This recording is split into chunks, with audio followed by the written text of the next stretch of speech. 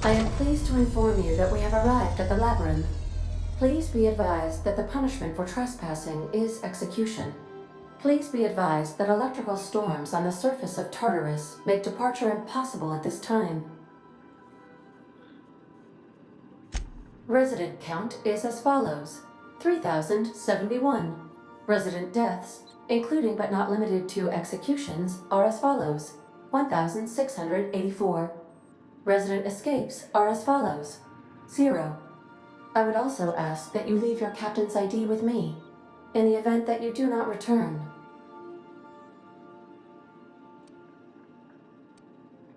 Understood.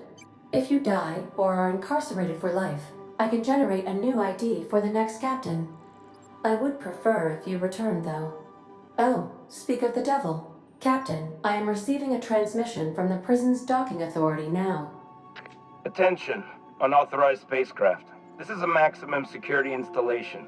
Your presence here is an explicit violation of UDL corporate policy. You are hereby confined to your docking platform until a ticket detailing your crimes has been filed and notarized, at which point your vessel will be seized and you will be executed.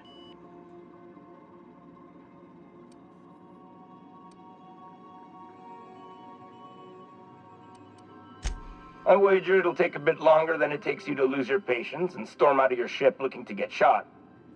To be honest, that'd make my job a lot easier. You come out, we shoot you full of holes, and then everyone goes about their day worry-free. Except you. You'll be dead.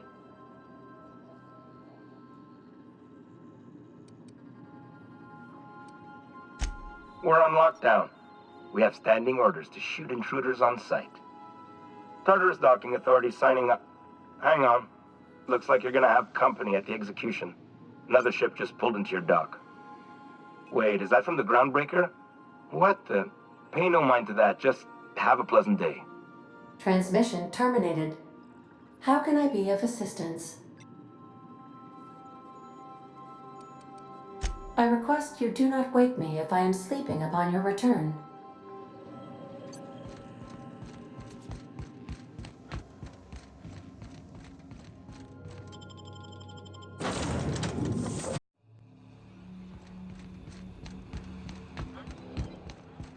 The captain did right by us once. Now it's ours. The board will never own Groundbreaker. Not while I breathe. Push on, my bad. And we're alive. Trash like you. Somebody toss this garbage out here. Incoming!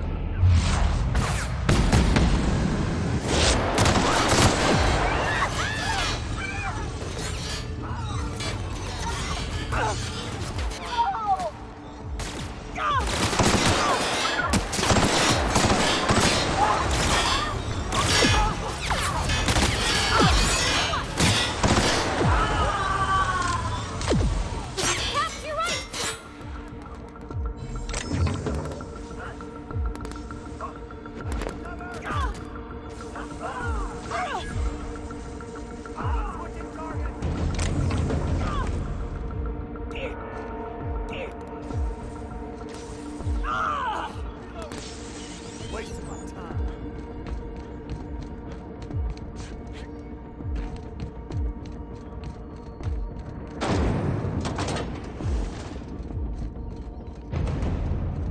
What use does a prison have for bars when it's got a storm like that guarding the gates? I've got to admit, I'm not too keen on walking into a prison. They lock me up, I'm liable to kill everyone trying to get back out.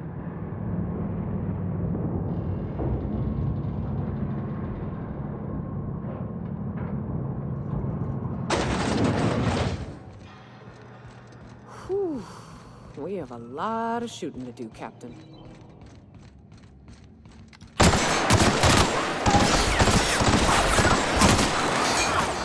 Got him off!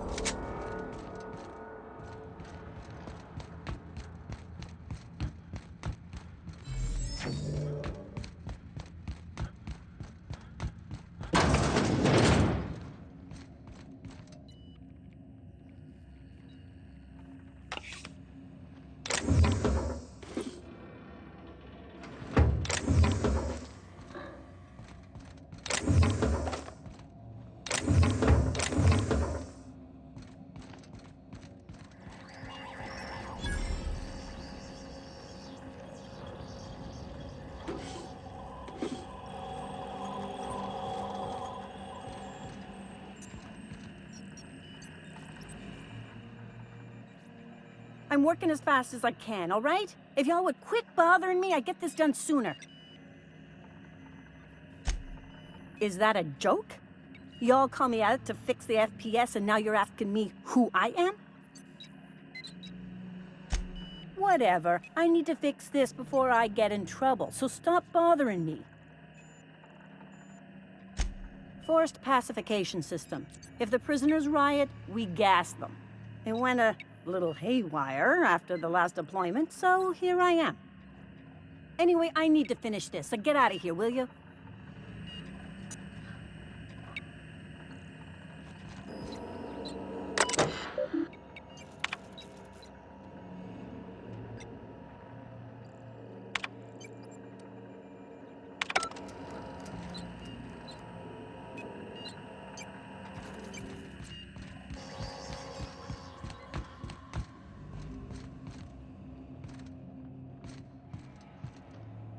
Like wrapped among the rocks.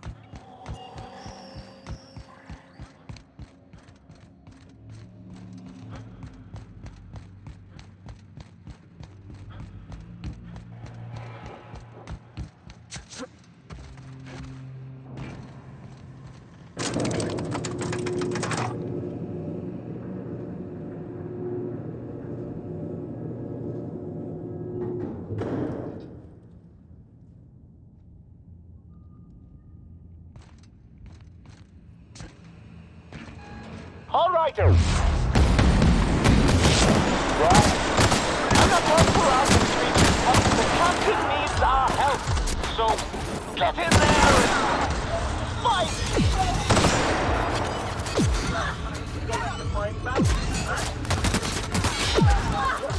Everybody okay? Great.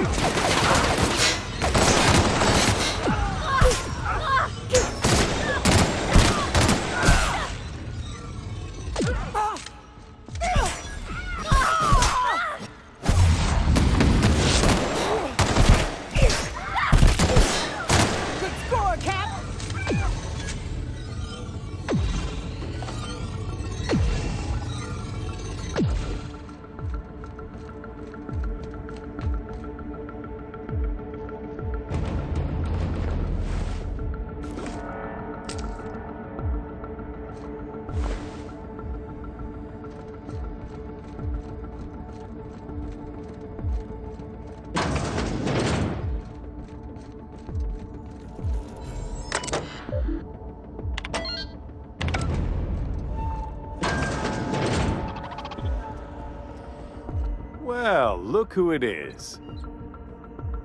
I'll be damned. I was prepping the studio for our announcement, and here you are as a bonus. I had heard you'd taken a mechanic under your wing. What's the matter, girl? Couldn't find actual employment? The captain's treated me right. Better than any of you bored folk ever have. I'm exactly where I want to be. Ah, I knew I smelled Monarch when you lot walked in.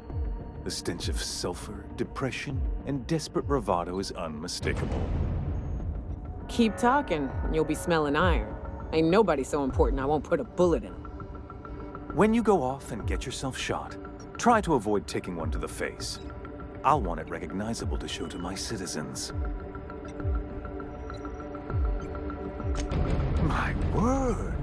You've correctly identified the most recognizable man in the colony. Remarkable.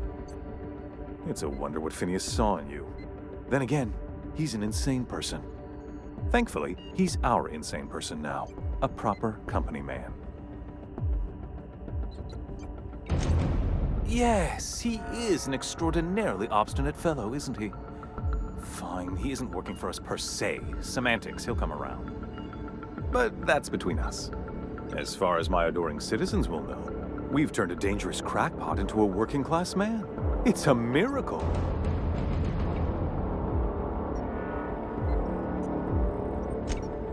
Oh yes, go on, wake them up, add more mouths to feed. That'll solve our starvation problems. I don't know what half-baked plans that simpleton in a lab coat has been leading you through, but it's done. It's over. Let me ask you something, Captain. Have you at any point thought about not fucking up our entire society? We're helping, which is more than you can say. I'm making actual progress towards stabilization and recovery. You're just getting in the way.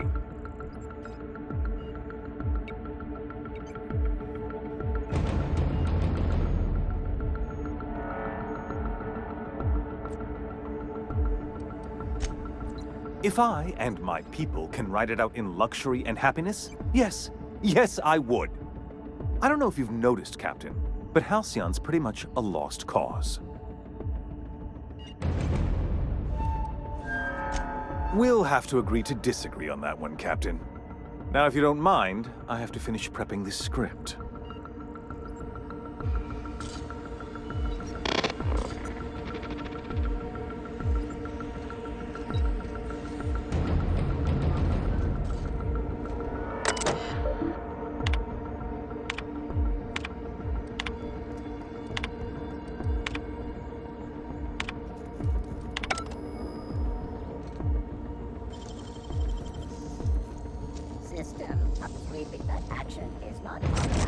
I don't know what you think you're doing here.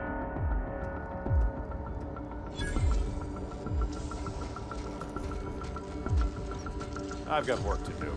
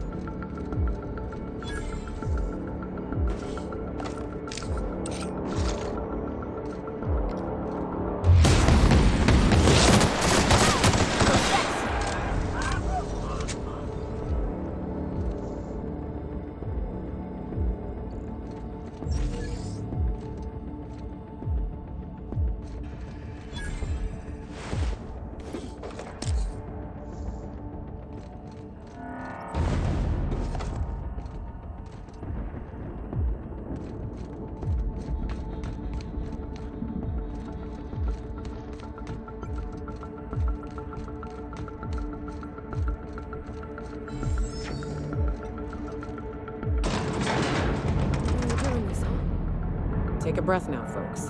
Once we're up there, I suspect we ain't gonna have time to stop shooting.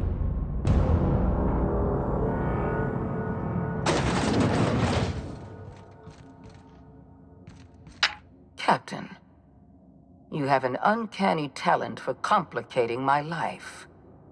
You've disrupted the balance of power. You've upset the natural order of things. You've introduced uncertainty, and there is nothing I despise more than uncertainty. I'm afraid I can't do that. For all your talents, you are the enemy of Halcyon, and therefore you are my enemy.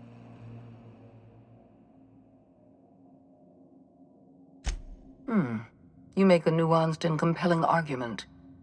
Here's my rebuttal. No. Dr. Wells is being held in my custody. His cooperation will prove invaluable, even if I have to beat it out of him. All that's left to do is put down this riot, arrest you, and then get on with the bloody business of saving this colony.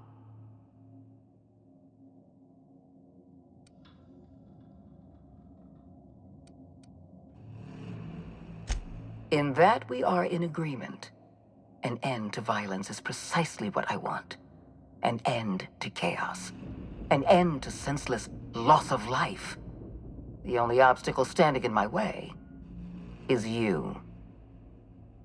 I take no pleasure in this, you know. I simply have no other option. Leaving you alive is too great a risk. Goodbye, Captain.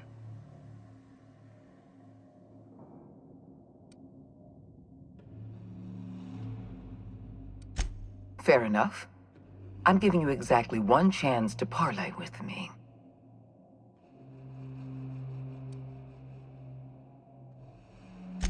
Yes, I'm quite aware of your brazen act of corporate vandalism.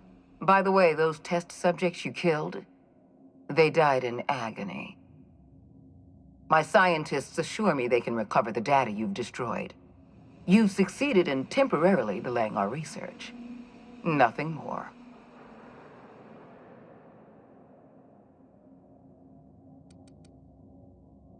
That isn't true.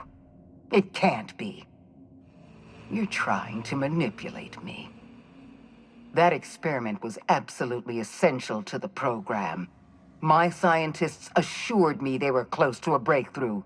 They gave me their word.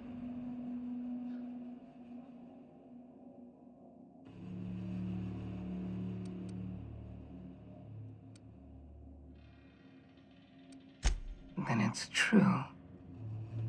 Our research is gone, and not one of my scientists had the spine to tell me the truth. I had to hear it from you, of all people. We're going to have to start all over again. All that research, all those experiments, you've set us back decades. You were always an unknown variable. I tried to recruit you, but you threw your lot in with that madman, Phineas Wells.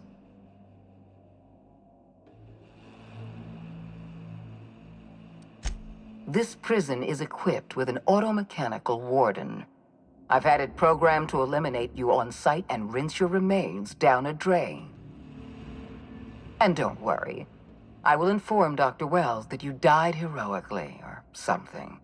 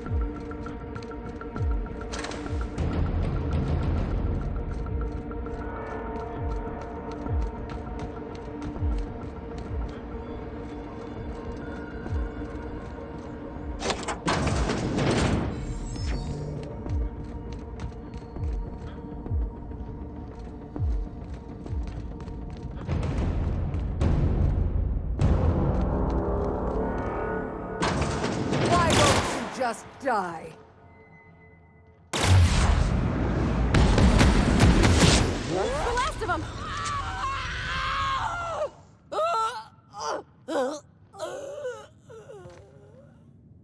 Get me out of here!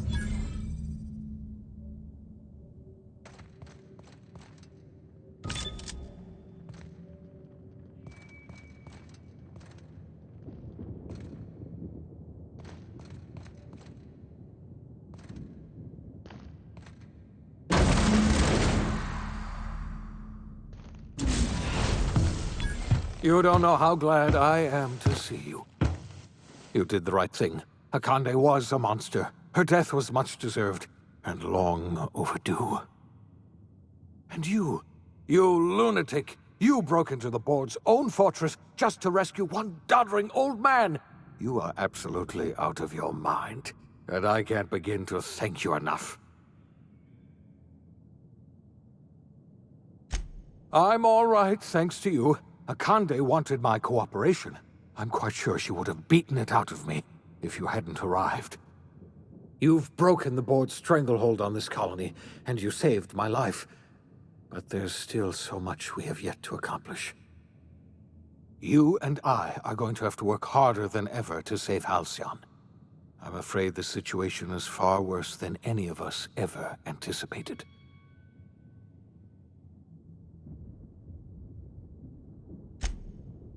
Earth has gone dark. We haven't received a single message in 3 years. There's been no communication, no signals, nothing. 2 years ago, the Earth's Directorate's frigate disappeared on their way back to Earth.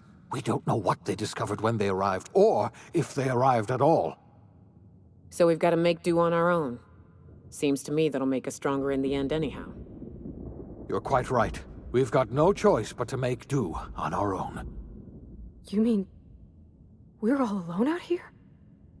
Really alone? I'm afraid so, Miss Holcomb. Halcyon is the only home we have left. Returning to Earth is no longer an option. We're in serious trouble, my friend. Do you know what this means for Halcyon? We can't rely on Earth for support anymore. We've been cut loose. We're entirely on our own.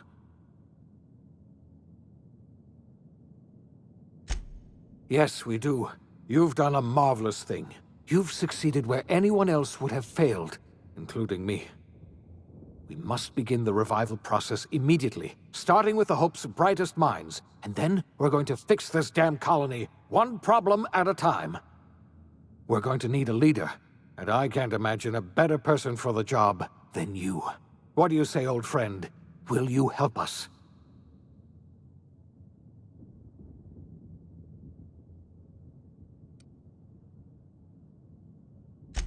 When I revived you, I thought you were going to help me save this colony. I was wrong. I had our roles reversed, you see. You're the one who's going to save us all. I'm just the one who set you on your path. You're the best thing to ever happen to Halcyon. If you want to take it upon yourself to lead this colony, you have my support. We're not a colony any longer, are we?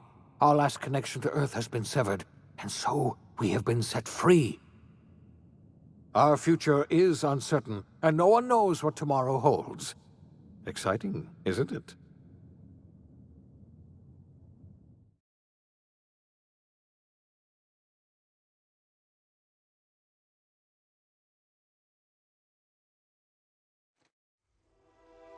The OSI teaches that everything in the universe happens according to the grand plan. But the stranger that arrived in Halcyon was an unplanned variable. From the moment he landed in Emerald Vale, his actions altered the course of history. The events on Tartarus brought about the end of the board's authority. But the board's mistakes would haunt the colony for decades to come. The damage they left behind would require the work of a generation to repair. Dr. Phineas Wells began reviving a handful of the Hope's colonists. Engineers, scientists, technicians, and intellectuals. They were among the brightest minds the Earth had ever sent out into the stars. The Hope scientists and engineers woke up in a colony descending headlong into total collapse. With no way to return to Earth, they had no choice but to band together and devote themselves to the cause of saving Halcyon.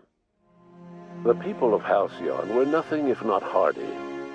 In the absence of the board's authority, many of the colony's settlements banded together with a single purpose in mind: survival. Life was especially hard in the years to come. Some towns dissolved by attrition and starvation, but most of them found a way to carry on. In the years to come, Halcyon was forced to reckon with its newfound freedom. The board was gone, and for better or worse, the colony was responsible for its own destiny. Sanjar's civil liberties and worker-centric policies were slow to catch on with the other corporations.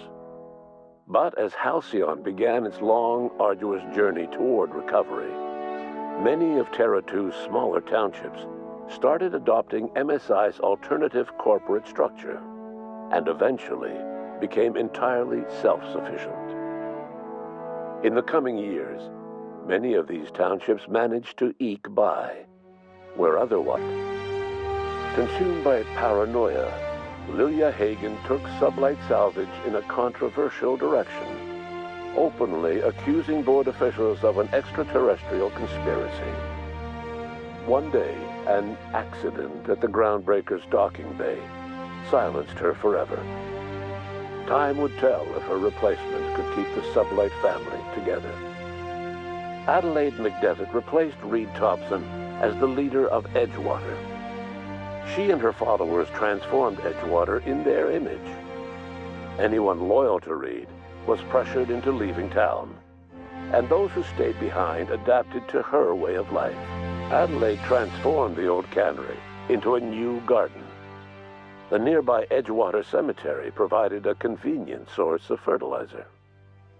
Under the leadership of Junlei Tennyson, the Groundbreaker held firm against corporate influence.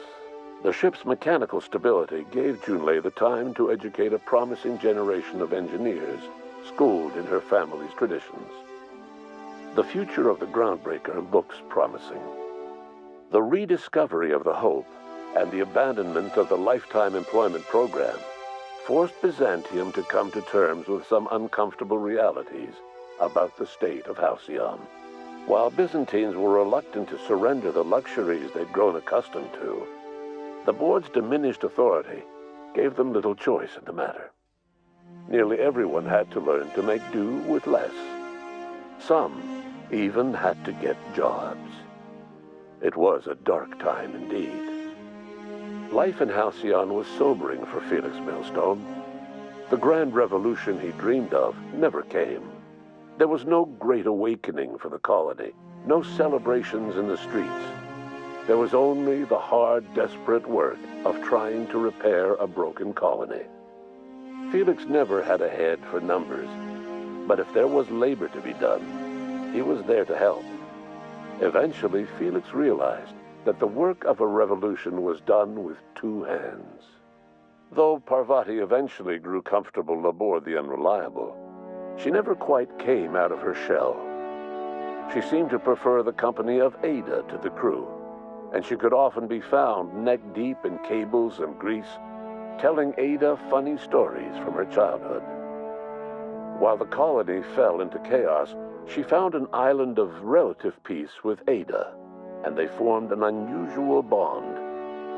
She decided to remain aboard the Unreliable permanently as its chief and sole engineer. Nyoka returned to Monarch to take another crack at making a permanent life for herself. She formed the Charon Group, an MSI subsidiary of ragtag survivalists and wilderness experts. Anyone in need of a guide, or just looking to throw back a beer and swap stories, could find her camping on the trail or clearing an infestation. Before his untimely death, Captain Alex Hawthorne had plans to restore and modify, for combat purposes, a sanitation and maintenance automechanical that he'd found in a state of disrepair in Emerald Vale's scrapyard. That unit remains broken down and forgotten in the Unreliable supply closet to this day. Minister Clark was released from house arrest, and his contact with you gave him a sense of renewed purpose and vigor. Once it became clear that no help would be coming from Earth, he threw his considerable efforts and talents into helping Halcyon manage the crisis before it. As for Dr. Phineas Wells, he spent his remaining years in his orbital lab. He eventually came to terms with his own past and was able to forgive the mistakes of his younger self by devoting his remaining years to serving the colony. Dr. Wells was able to revive many more scientists and engineers than he first expected, thanks to the additional batch of chemicals you stole from the Ministry. Wells never forgot about the human lives that were lost in acquiring these chemicals. In the end, Dr. Wells was able to save every scientist and engineer aboard the Hope. Over the next decade, nearly all of the Hope's remaining colonists were successfully revived. Halcyon saw a period of rapid technological and scientific advancement. Breakthroughs in dietary supplements saved the colony from starvation. Geoengineering projects and social reforms began to change the structure and character of the colony. Dr. Wells laid the groundwork for the project to save the colony, but he would never live to see the fruits of his labor. He passed away a few years later. His work was carried on by the scientists and engineers he revived. Today, Halcyon has stabilized. The people of the colony work hard to adapt to their new circumstances. Nearby colonies send aid and supplies. Life will never be easy in Halcyon, but for the first time in its history, there exists a sense of real, genuine hope about the future. And what about you, the unplanned variable in the history of Halcyon? Long after Wells passed away, you carried on his work with more energy, determination, and brilliance than he could ever muster. The years that followed were hard, but Halcyon survived by the efforts of the Hope's most promising colonists, the greatest of which was you.